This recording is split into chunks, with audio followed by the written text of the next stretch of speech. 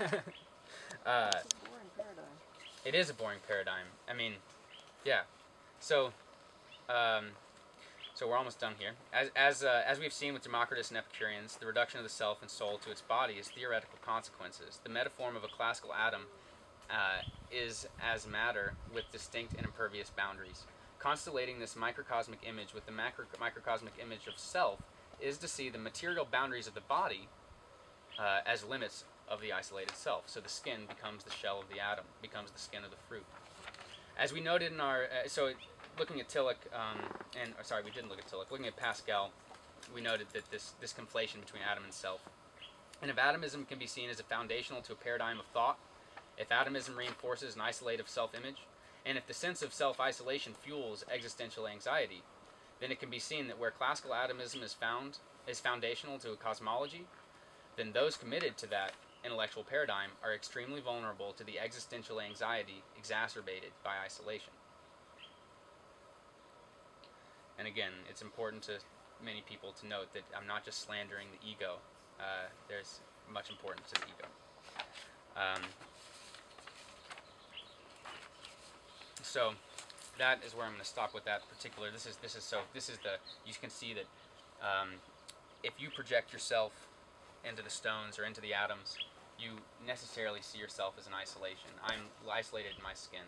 I can't be one with my family. I can't be one with nature. I can't be one with God. I can't be one with anything because I see myself as made up of fundamentally isolated bits of matter.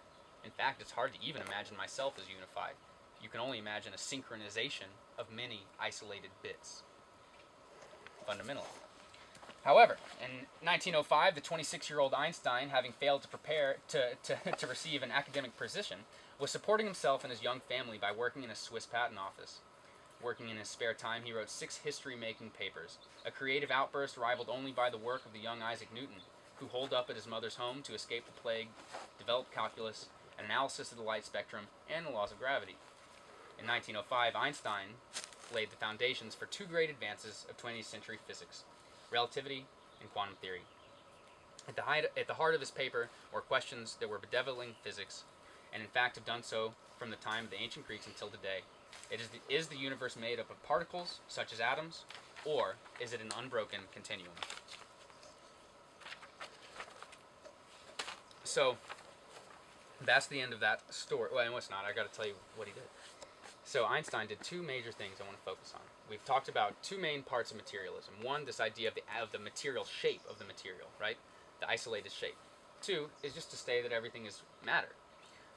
We all know the E equals mc squared statement. That is to say that matter is not the fundamental foundation of reality, that beneath matter is energy, or alongside of matter. We can say any way you want to look at it, any way you want to interpret it, we can very clearly say that to reduce the universe to matter is outdated, thanks to Einstein.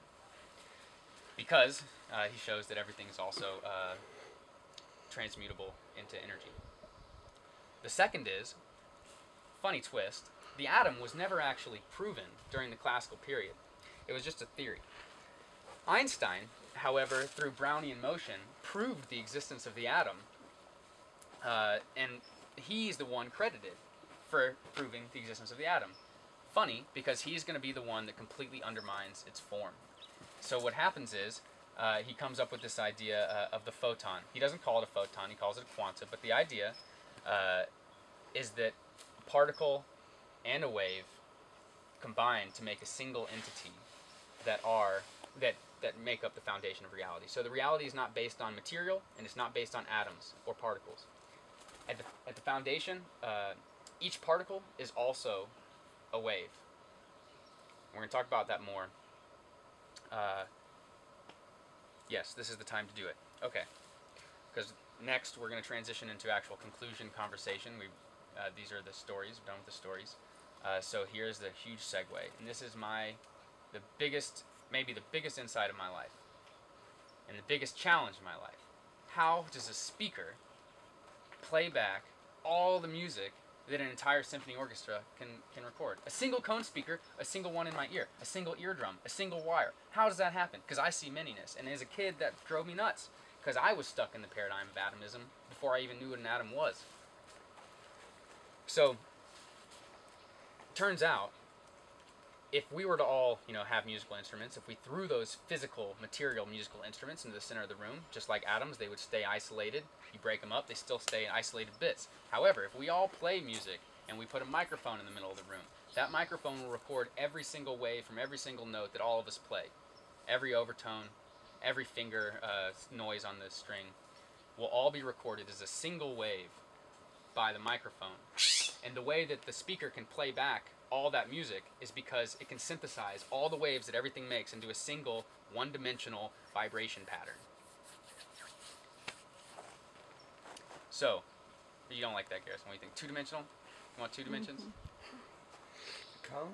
On the cone. Because it's just going back and forth. All it's doing is like this. That's just one-dimensional. That's one-dimensional. All right.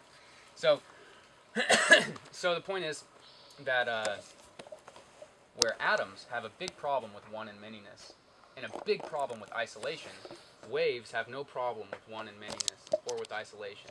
And now we've stumbled into perhaps one of the greatest existential spiritual problems of all of human history, which is oneness and manyness. And how can I be both individual and free, yet unified with all? And most spiritual, religious seekers would really like a solution to that problem. How can I be me, and how can I be one with all? Atomism offers no real solution to this unless you just want to see yourself as a synchronized part of a deterministic plan. That's the best they got for you. However, waves, as mentioned, have no problem with one and manyness. So, let's stop there. See if you guys have a couple questions, and then I'm going to conclude. How much to read? So each of the three narratives of knowledge studied throughout this dissertation present a meta-narrative that begins with an entry of the psyche into an engagement with matter. This narrative arc is then defined by material transcendence. Prometheus is freed from stone, Adam from his cave, and, in the context of divine union and escape from mortal isolation, the material remains of Christ and Heracles cannot be found in the pyre or tomb, as would be dictated by the matrix of mortal materiality. Miming this sequence as philosophy and science were triggered by the materialistic and atomistic foundations of Thales and Democritus, Western intellectual thought has since been refounded by Einstein's theory of mass's convertibility to energy and his Grailstone-like particle, the photon, which synthesized particles and waves into a single microcosmic image. Einstein's influence on the departicularization of matter and dematerialization of particles depended on the integration of waves into a theory of matter. Congruently, the transcendence from matter enacted by Heracles and Christ was triggered by the symbolic integration or addition of fluids. Now here's the big piece. So, okay. Hydra blood was responsible for the liberation of Prometheus from stone and Heracles from his body. He then drank divine nectar to effect his divinization. Blood also liberated Adam from stone and flowed at Christ's death, which he drank in the form of wine at the Last Supper and in the afterlife before it became an essential symbol of divine immortality in the forms of Catholic Mass and the European Grail romances. So, the point is that my main point is that the wave form, before like 100, 200, 150 years ago, we didn't know about the invisible world. We didn't know about electromagnetic waves. We didn't know about sound waves. I'm not even sure when we figured out that sound was propagated as waves, right? The experience of the invisible world has been increasingly apparent to us as we engage in science. The visible world, however, does convey the shape of a wave. Sometimes you see it in interesting places, but the very most obvious form of the wave is in fluid. So, so here's the big step, that the challenge of isolation is overcome by the form of the wave. So, scientifically, it's conveyed by the integration of the wave into the particle. In the religious and mythological traditions, it's symbolized by a fluid. And this is my theory for why the elixir is the elixir, for why the Holy Grail is the Holy Grail, for why the fluid is that which makes the transition from isolation into union, because the fluid carries the form which enables union.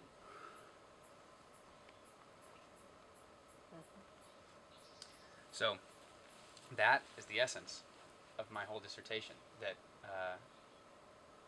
fluid and the wave both carry the same form, and both enable union with anything. So if I now see myself not just as particle, not just as matter, but also as all the waves that I am, electromagnetic, gravitational, and everything else, one of the things that's interesting about waves, my matter has a very clear skin boundary, whereas waves are continuous. They don't ever actually end. They just approach zero forever. So there are no hard boundaries between anything. There's not even a hard boundary between me and the furthest star away in the universe. But there's a hard boundary materially. So we can now see, and I'm not going to get into all the deep ways that many people have been talking about waves and fields as crucial to spiritual enlightenment and even New Age movements and all kinds of things, new physics. But I will say, metaphysically, that breakthrough to the field, to the wave, is a conceptual breakthrough that allows for union, which is a conceptual pursuit, I believe, a spiritual pursuit of anybody seeking union with the divine, union with a lover, union with nature, union with anything. This, I believe, is the fundamental metaphysic for union. And I believe that putting the finger on what that metaphysic is, the metaphysic beneath love,